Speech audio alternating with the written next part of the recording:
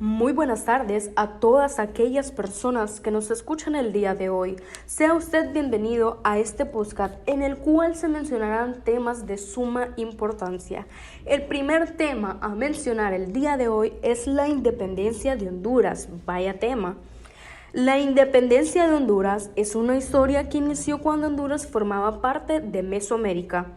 Honduras fue ocupado por mayas y toltecas. La población indígena más numerosa fueron los lencas. Se caracterizaron por crear un sistema de cultivos como el maíz, el cacao y el chile.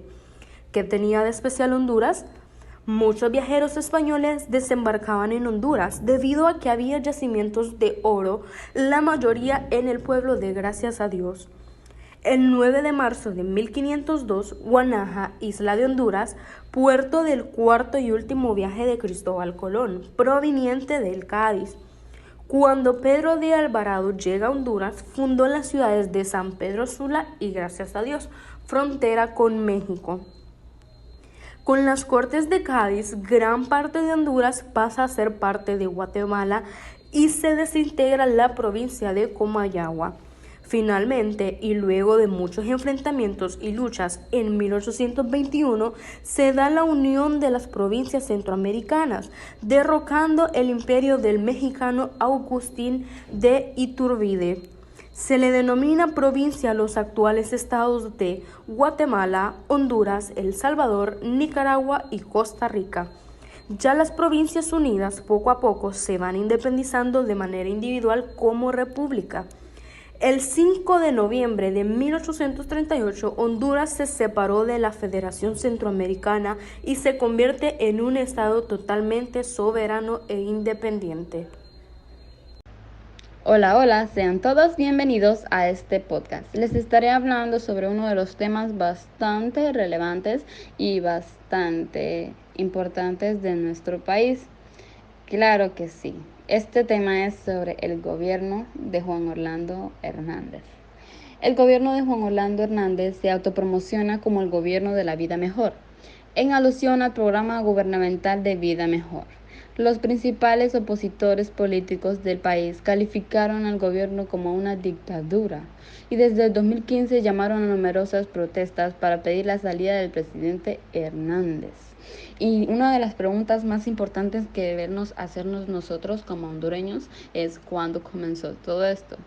Comenzó el 27 de enero del 2014 y concluyó el 27 de enero del 2022. Durante su gobierno se realizaron avances en materia de seguridad y macroeconomía. Se conformó además una misión de apoyo contra la corrupción y la impunidad de Honduras. Luego de protestas masivas, el plan inicial del presidente Juan Orlando Hernández era crear 7 ministerios, pero no pudo hacerlo, porque hay varias secretarías de Estado señaladas en la Constitución, de modo que resolvió crear 7 gabinetes sectoriales en los cuales se integran la mayor parte de instituciones del Estado, de las cuales solo 13 tuvieron el rango de secretaría más una secretaría general que está por encima de los ministros sectoriales y una secretaría de presidencia.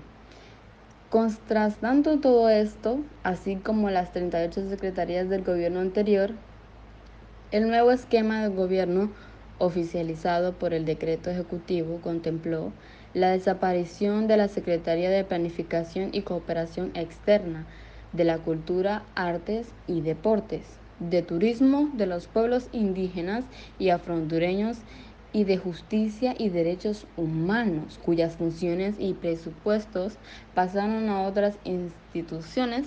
También le quitó el rango de secretaría a instituciones como PRONADES, FHIS, el SANA, la ENE, el Instituto de la Juventud, el INFOP, PRAF, el INA, el INFA, entre otras.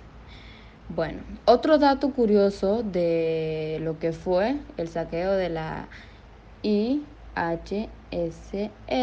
y qué pasó con este saqueo fue que antes de entregar el poder, en el 2014 el presidente Porfirio Lobo Sosa ordenó la intervención del Instituto Hondureño de Seguridad Social, que habíamos mencionado, que ya había sido intervenido en el 2013 y suspendió a su director Mario Roberto Zelaya de la Comisión Interventora y entregó un primer informe en marzo del mismo año, relevando el mayor caso de corrupción y latrocinio en la historia de esta institución, el cual la dejó con una deuda financiera de 6.399.24 millones de lempiras. Sus investigaciones llevaron a la captura de exgerente administrativo del IHSS José Ramón Bertetti, y además se emitió una orden de captura contra Mario Zelaya, quien se dio a la fuga. En mayo del 2015 el escándalo se aplicó al Partido Nacional de Honduras, cuando se relevó la existencia de cheques donados a esta institución política a través de empresas fantasmas ligadas al robo del Seguro Social. Bueno, esto fue todo y espero que les haya parecido muy bien mi podcast. Nos vemos a la próxima. Bye. El siguiente tema a mencionar es República Federal de Centroamérica. Vaya tema. La República Federal de Centroamérica fue una nación que surgió de la Asamblea Constituyente de las Provincias Unidas del Centro de América el 22 de noviembre de 1824 a través de la Constitución de la República Federal de Centroamérica de 1824. Su capital fue Ciudad de Guatemala hasta 1834. Después fue Sonsonate por un breve periodo. Por último, tenemos a San Salvador de 1834 a 1839. Sin embargo, solo el Poder Ejecutivo fue el que se trasladó, mientras que los poderes legislativo y judicial mantuvieron su asiento en la ciudad de Guatemala. ¿Y por cuántos estaba formada la federación? Estaba formada por 6 estados, los cuales son Guatemala, Belice, Costa Rica, El Salvador, Honduras y Nicaragua. Como en la mayoría de los países iberoamericanos, la secesión de Centroamérica fue un movimiento esencialmente criollo y no supuso una mejora inmediata de las condiciones de vida de los campesinos centroamericanos. Fue promovida por la élite comercial de Guatemala y El Salvador para enriquecerse con los nuevos lazos comerciales que esperaban adquirir con Inglaterra, con Francia, con Holanda, con el Imperio Ruso y Estados Unidos, y no tanto por una revolución social o política. ¿Pero por qué se separó la República Federal de Centroamérica? Se debió a una serie de sucesos que se iniciaron con la caída del gobierno liberal del doctor Mariano Gálvez en el estado de Guatemala en 1837, durante la segunda administración de Francisco Morazán como presidente de la Federación. Tras estos sucesos, resurgió la guerra civil y Nicaragua se separó de la República el 30 de abril de 1838. El Congreso Federal aceptó que se constituyera un nuevo estado, Los Altos, cuya capital era Quetzaltenango, con las tierras occidentales de Guatemala. Honduras se separó de la Unión el 5 de noviembre y el 14 de noviembre Costa Rica la emitió. Guatemala se separó el 17 de abril de 1839 y a principios de 1840 las tropas del capitán general Rafael Carrera y Turcios reincorporaron Los Altos.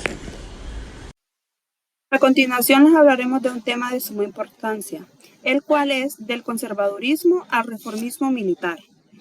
En primera instancia les vamos a hablar sobre el general Osvaldo López Orellana. Fue el actor político más influyente por casi 20 años en la historia de Honduras, desde su ascenso como miembro del Triunvirato Militar en 1957 hasta su derrocamiento por el mismo ejército en abril de 1975. Como presidente de facto militar, entre el conservadurismo, caudillismo extremo y represivo, y el reformismo aliado de los sectores modernizantes del empresario norcosteño y de amplios opositores del movimiento popular. Entre los años de 1967 y 1965 atendió los intereses que bajo el gobierno de Villeda habían sido desplazados en la toma de decisiones, como los de la CCI, los terratenientes y la cúpula conservadora del Partido Nacional. Entre tanto, a objeto de legitimarse como presidente constitucional, López convocó en 1965 a elecciones amañadas para elegir diputados a una Asamblea Nacional Constituyente que elaborase una nueva constitución y que luego del nombrado presidente. Para este propósito, López contó con el apoyo del Partido Nacional y el del conservador del Partido Liberal, que ahora incorporaba el mismo Ramón Villeda Morales. Así, en el 12 de junio de 1965, López asumió como constitucionalmente la presidencia de Honduras. Entretanto, el empresario sanpedrano se constituyó en fuerza de presión real al crearse el influyente Consejo Hondureño de la Empresa Privada, COEP, y ser controlado en la Cámara de Comercio e Industrial de Cortés. Por este factor empresarial, finalmente, este sector comienza a proyectar sus ideas a través del recién creado diario La Prensa. Por su parte, el movimiento obrero hondureño, cuyo desarrollo organizativo se potenció a partir de la huelga de 1954, se convirtió entre 1967 y 1972 en la clase obrera más organizada de Centroamérica. Solo la membresía del departamento de Cortés representaba cerca del 47% del total del país. Con la aprobación del Código de Trabajo de 1959, la participación se dirigía laboral en el sistema político hondureño asumía forma de institución a partir del golpe de Estado de 1967. Obrera norcosteña, íntimamente relacionada con el ascenso del Partido Liberal, marginada y reprimida en sus demandas por el gobierno de López. Para corregir el déficit en la balanza de pagos se estableció un impuesto de las importaciones que provenían fuera del Mercomún. Además, se aplicaron impuestos entre el 20% y 70% de los bienes de consumo. En tal sentimiento, la CID y la Federación de Sindicatos de Trabajadores del Norte comenzaron a preparar una huelga general para paralizar el país el 17 de septiembre. La causa formal era la oposición, el protocolo de San José. La conspiración fue descubierta antes de la fecha indicada y López procedió a golpear el corazón empresarial del movimiento, advirtiendo con deportación a los capitalinos de origen árabe. El 17 de septiembre, la Asamblea CID votó contra la huelga, dejando a los FECITRAP aislada. Este acto por la huelga, al siguiente López decretó el estado de sitio a suspensión de garantías ciudadanas. Las amenazas de deportaciones aterrorizaron a los árabes. Resoltán fue capturado, Doibogran huyó al exilio. La prensa fue clausurada, lo mismo que el diario del Partido Liberal. La represión funcionó por unos meses, la comunidad empresarial enmudeció. A pesar de las reparaciones, el repliegue de las costas del norte fue temporal, pues en 1969 sus factores organizados seguirían luchando por incorporar la gente reformista a la capital gubernamental. El 14 de julio de 1969, el ejército salvadoreño invadió por distintos puntos el territorio hondureño. La invasión salvadoreña cambió muchas viejas agendas políticas, incluyendo la alianza de 1968 entre el Partido Nacional de Ricardo Zúñiga y el partido encabezado por López.